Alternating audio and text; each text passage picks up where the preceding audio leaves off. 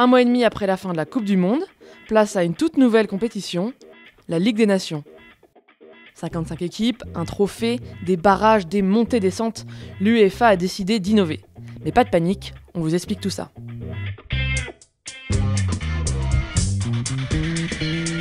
L'homme qui est derrière cette nouvelle compétition, c'est Michel Platini. Les amicaux n'intéressent plus personne, ni les journalistes, ni le public. Les fédérations ont demandé une compétition. En 2014, la Ligue des Nations voit le jour et sa phase finale se déroulera tous les 2 ans, les années où il n'y a ni Euro, ni Coupe du Monde. En ce qui concerne le déroulé de la compétition, c'est plutôt simple.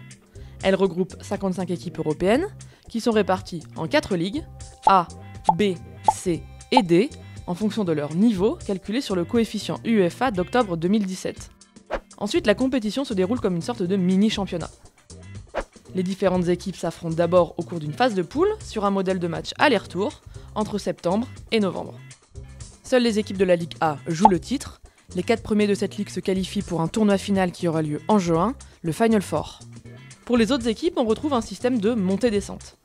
C'est-à-dire que les 4 équipes qui seront arrivées en tête au sein des groupes des ligues B, C et D accèdent à l'échelon supérieur.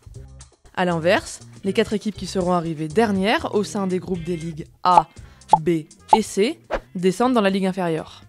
Mais le plus important, c'est que la Ligue des Nations est liée aux éliminatoires de l'Euro 2020. Et c'est là que ça se complique. La phase classique de qualification pour l'Euro 2020 ne disparaît pas totalement. 20 places sont même attribuées via ce système. Mais il reste donc 4 billets, soit 1 par ligue. Chaque ligue organise ses propres barrages, et les équipes qui peuvent y participer sont celles qui ont fini en tête de leur groupe.